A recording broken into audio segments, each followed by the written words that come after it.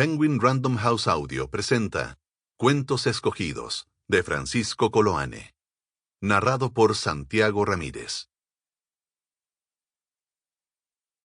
Noticias desde el fin del mundo. Francisco Coloane no lo estaba pasando bien. Tenía poco más de 20 años y había cambiado el sur, los paisajes de sus orígenes, Chiloé, Punta Arenas, la Patagonia, por una vida en Santiago. La escritura era, en ese entonces para él, un trabajo. Al llegar a la capital se desempeñó por un tiempo como reportero policial en Las Últimas Noticias, mientras descubría la ciudad, sus callejones, sus códigos. Pero no lo pasaba bien. Estaba solo, ya no tenía trabajo y vivía en una pensión, en la calle Agustinas, en el centro. Fue ahí, en ese tiempo, en ese lugar, cuando un día, bajo una gripe terrible que lo tumbó sin esperanzas, se iba a aventurar por primera vez a escribir un cuento. Sería el comienzo de todo: el resfrío, esa fiebre, la soledad, y un amigo que lo visitó y le propuso, después de verlo tan mal, que por qué no escribía un cuento para publicarlo en El Mercurio, que pagaban y que él mismo, si lo necesitaba, podía ir a entregarlo al diario. Coloane lo miró algo extrañado y guardó silencio. Esa noche escribiría su primer relato, Cabo de Hornos. La historia de dos hermanos, únicos habitantes de una isla en el fin del mundo, que se encuentran con un prófugo de Ushuaia, quien les asegura conocer una caverna llena de lobos de mar, donde podrían cazar a un sinnúmero de recién nacidos para conseguir sus preciados cueros. A partir de ese encuentro fortuito, lo que viene es una pesadilla, una matanza brutal y un despliegue de muchas de las obsesiones que recorrerán buena parte de la obra de Francisco Coloane. La naturaleza y la violencia, el paisaje y los animales, la compasión y las lealtades, el mar, sobre todo el mar, y un compendio de personajes masculinos expuestos a la intemperie.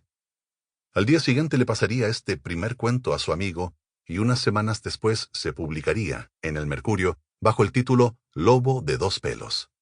Era 1935. Esta es la creación de un hombre con 40 grados de fiebre, tendido en una cama, con el peligro de la muerte al frente. Y lo escribí así, a mano. Recordaría Coloane muchos años después, sobre ese primer cuento y uno de sus mejores relatos, es decir, uno de los mejores de la literatura chilena del siglo XX. Le gustaba decir que había nacido en el mar. Fue en Kemchi, en la isla de Chiloé, el 19 de julio de 1910. La infancia y la adolescencia de Coloane estarían marcadas por los paisajes del sur: Puerto Montt, Punta Arenas, Tierra del Fuego.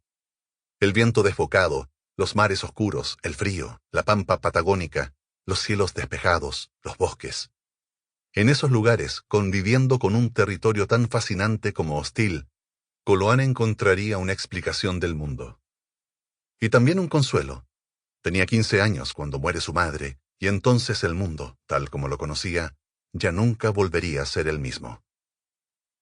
Todo lo que va a vivir entre esa muerte y aquella noche afiebrada en la que escribirá su primer cuento será la materia fundamental de su literatura, y particularmente de sus cuentos. No se trata de autobiografía, por supuesto, sino de un cúmulo de experiencias que serán convertidas en relatos duros, violentos, conmovedores.